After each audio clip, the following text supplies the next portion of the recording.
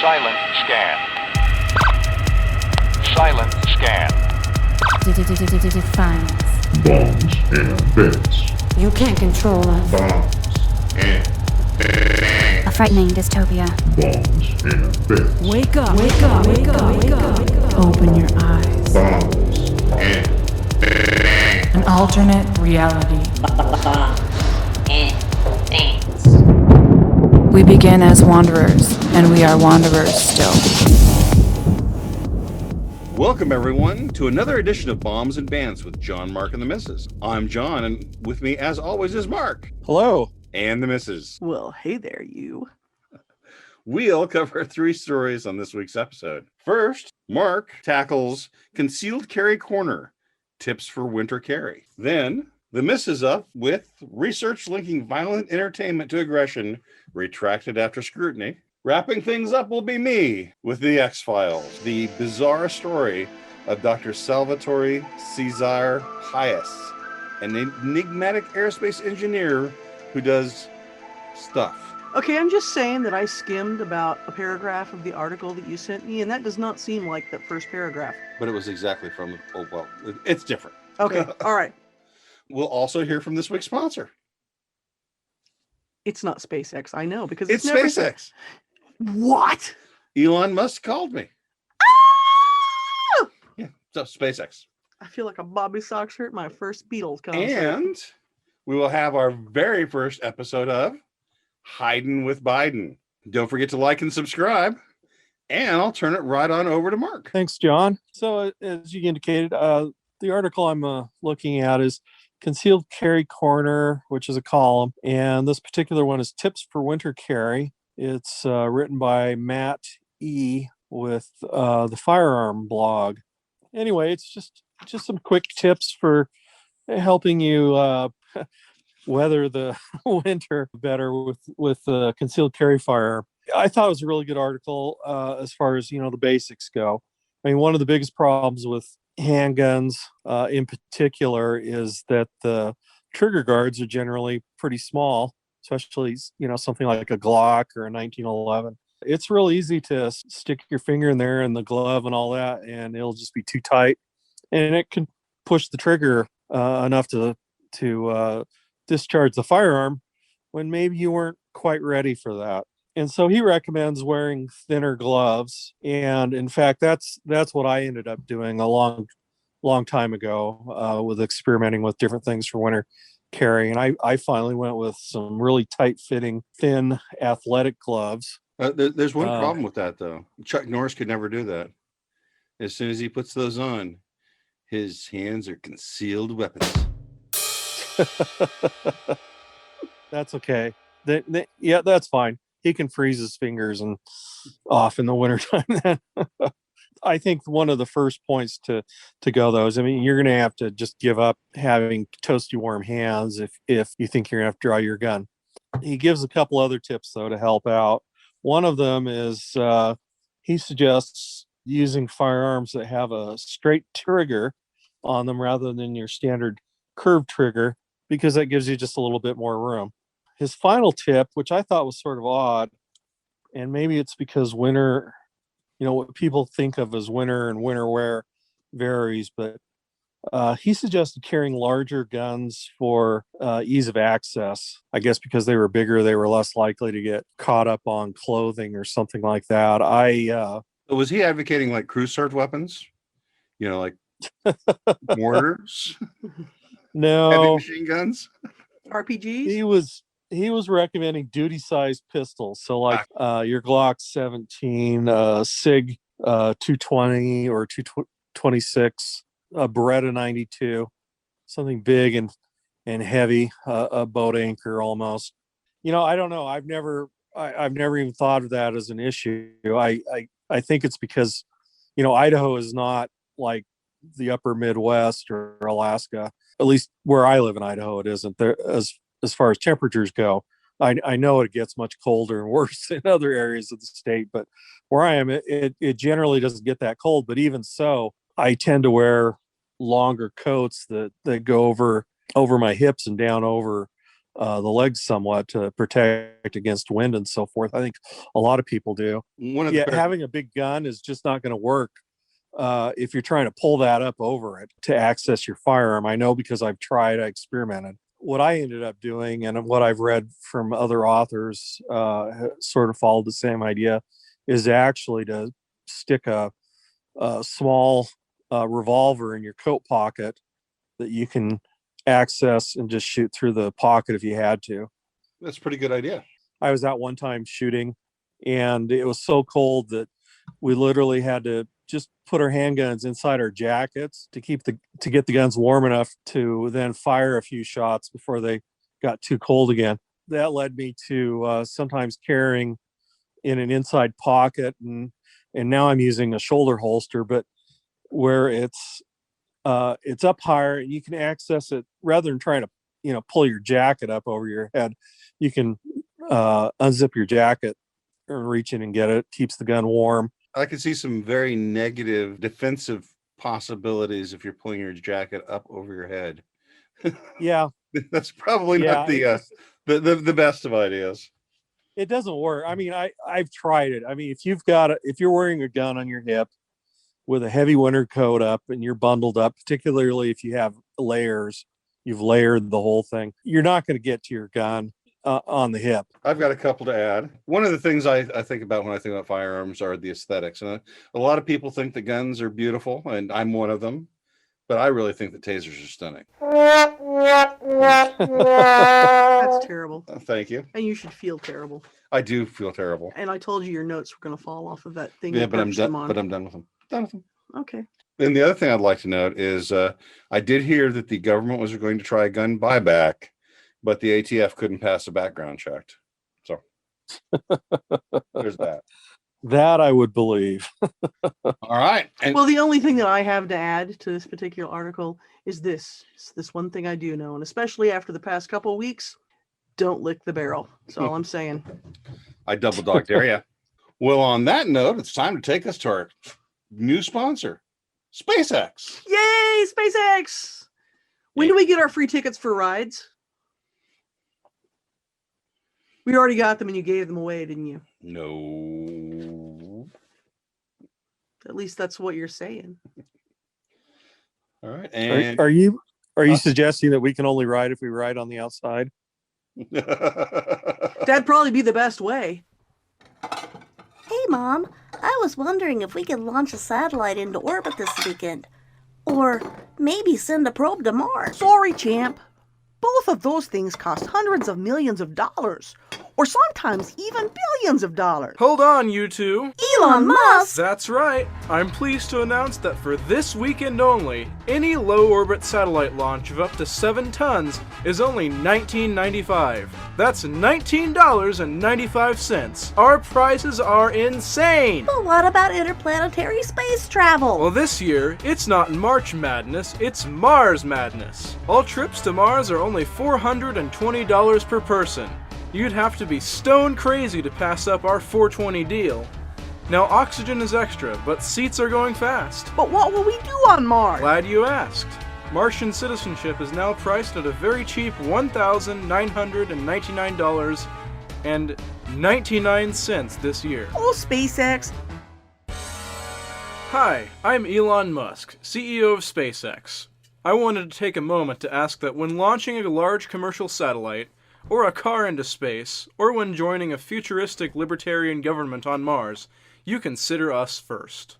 All right, that was SpaceX. So, everyone, remember, SpaceX. Now we'll turn over to the missus, who's going to talk about research linking violent entertainment to aggression retracted after scrutiny. Yes, and this story links a couple of my favorite things. Television and violence. Who doesn't love those things, right? Indeed. Well, apparently this person who wrote the original paper, this was a guy from a Chinese university, Southwest University in Changqing, China. And this the author of this particular paper that launched this whole thing, his name is Qin Yang. And I did a lot of research to pronounce those names correctly. So I hope I'm doing that right, because I strive to do that.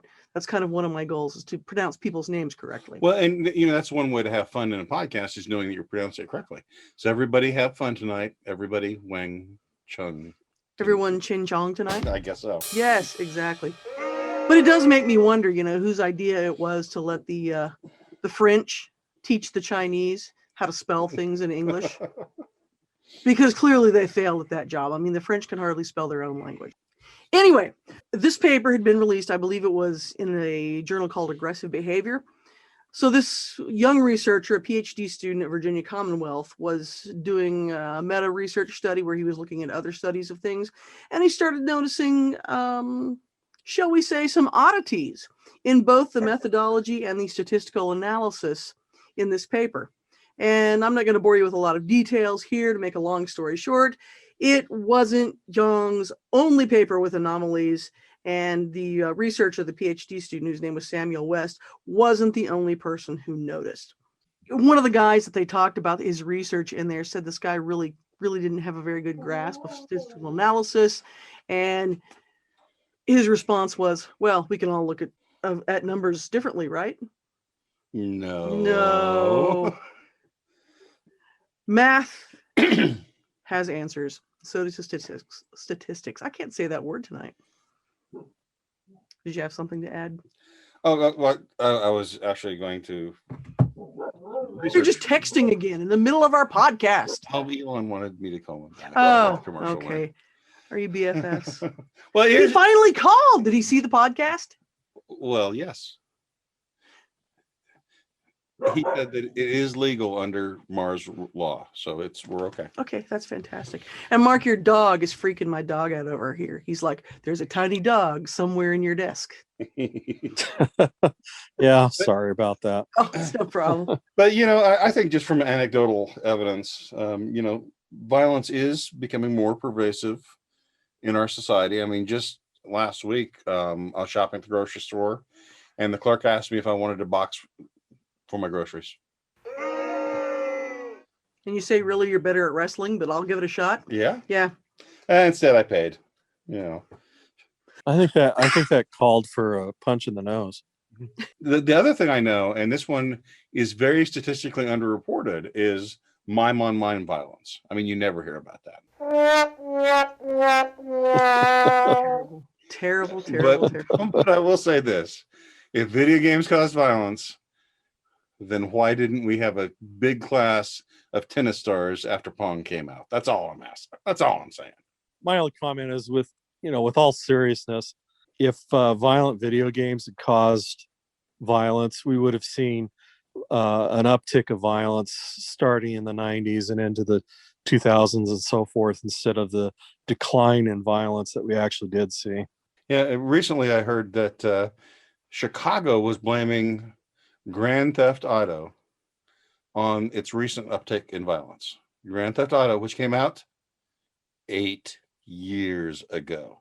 But it's still popular. So, and maybe they're just getting around to it. They had other games to play, right? Absolutely. Well, and people have been trying for a long time, really ever since the 60s, and Bandura did his studies, right, with the clown doll and showing kids aggressive behavior with the clown. It was a blow up thing. It wasn't really a doll. It was like a punching bag. And then they would go in and they would punch it. That doesn't make it any less creepy. I know. And maybe those kids just had some aggression towards clowns. They grew up to be involved in mime on mime crime, right? But there's not ever really been anything that's been solidified. Now, as I was reading this story, the guy that wrote that was talking about someone named Hull from Dartmouth College, who had done some studies that maybe had shown a link between violent video games and aggression. But one of the guys who was the premier researcher in this, and he's dead now, he passed away in 2005, was a guy by the name of George Gerbner, who was dean of the Annenberg School of Communication at the University of Pennsylvania. He did a lot of work trying to find any link between violence and real life violence. But he didn't really think that was the major problem with television. What he thought was the major problem with television was people being inundated with negative stories about bad things and violent crime happening in their communities. And he called this the mean world syndrome. And he said that what it did is that TV makes us think that we live in a dangerous and violent world. And he actually testified before Congress about this. And here's what he had to say. He said, fearful people are more dependent, more easily manipulated and controlled, more susceptible to deceptively simple, strong, tough measures and hardline postures. They may even welcome repression if it promises to relieve their insecurities. And that was what Gerbner thought was the more important issue than violence in television. And, you can kind of look around, you get stuff going on in the world today and say, maybe Gerbner hit the nail on the head. Well, that brings us to our next episode of Hiding with Biden.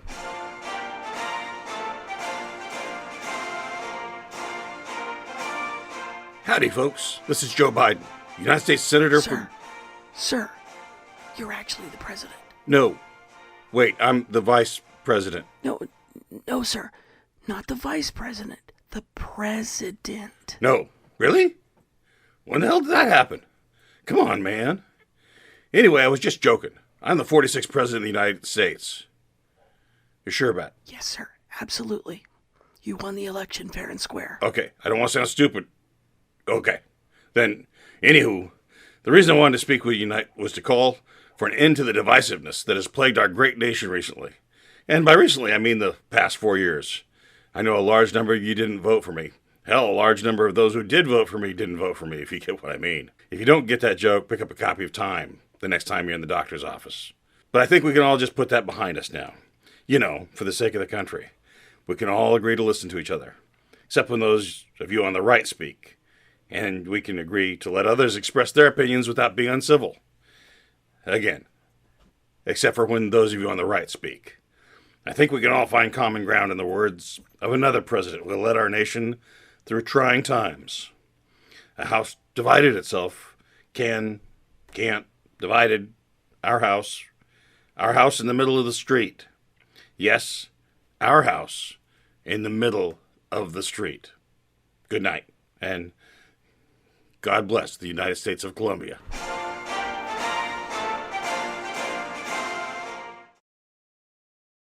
And now it's me, John, your humble host, with the final story of the day. And this is from the war zone. Navy UFO patent documents talk of space-time modification weapon. Detail experimental testing. Bizarre stories. This is probably one of the most bizarre stories I've read all year.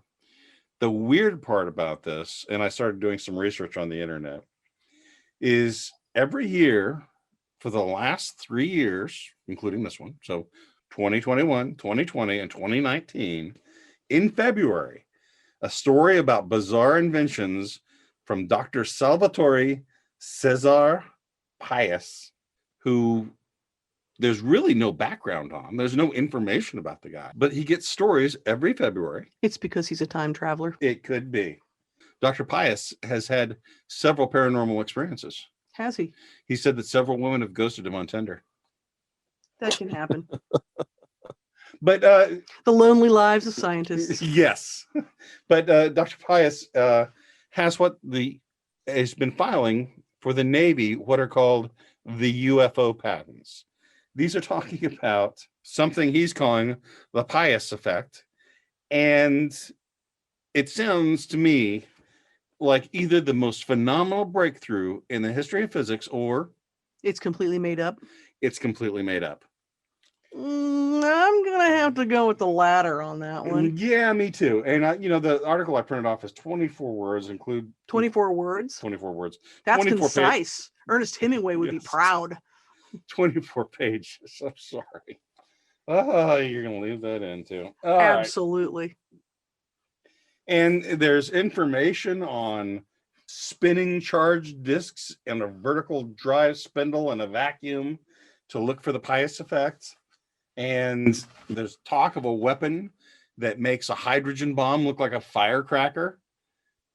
This is all made up. This has got to be made up. See, but that makes me think that maybe there's hope in there for somewhere that it's possible that I can fill my nemesis. A person who is my nemesis. I can fill their house with popcorn kernels and use giant lasers from space to We've all pop seen that it. movie. We've all seen that movie. No. You'll have to think of I something have to steal another plot. Yes. I wonder if it look- was buttered popcorn. now butter, that's a twist. I did not see that coming. And the butter would melt very easily too. This is a genius idea. This is groundbreaking. It's Yes. gold. It's gold, John. So here is my theory, and this is a strange theory about this. The Navy keeps paying this guy, and he keeps doing these experiments that are the most fantastic things, and they're probably complete crap. And if these were great, wonderful innovations, why would it be showing up in news article after news article? Well, let's be honest. If you could snow the government for millions of dollars and they just keep buying it, wouldn't you keep doing that? No, here's my thought. Okay. This is making the Chinese and the Russians spend billions of dollars on crap. I agree. I And, mean, you this know, is it's too fantastic. well, and not only that, but I mean, these types of ideas about the capacitors and the spinning and vortexes of energy and so forth. I mean, they've been around forever. When I read the story, I mean, my first thought was of the conspiracy theories around what's called the Bell, which was supposed to be a bell-shaped UFO type. Yep. Gosh, now I can't think of the name of the scientists, but there was supposedly a couple scientists that had come up with some way to make things float by using these disc-shaped capacitors back in the 40s as well. I mean, people have been talking about this forever. It always shows up in these UFO things. Some of them that are absurdly easy to disprove. And yeah, I think you're right. I think they're just trying to get the Chinese to waste their money and resources. Right. Let's put our best people on this for 5 years. Top men. Our top men. And that's when it'll come out like 5 years from now that Dr. Pais actually has a food science degree, and his physicist is really a physicist. It's really studying fizz in carbonated beverages. That's the only thing I can think of. His assistant, Dick Pigdirt. Yes. Yes. Nah, come on. You know what this guy's really looking for, right? He's looking for the rack and pinion molecule to put in his yo-yo polish. Q32 space modulator. Well, on that note, we'll be back next week with another edition of Bombs and Bants. And thank you for listening. I'm John. I'm Mark. And I'm the missus. Take care.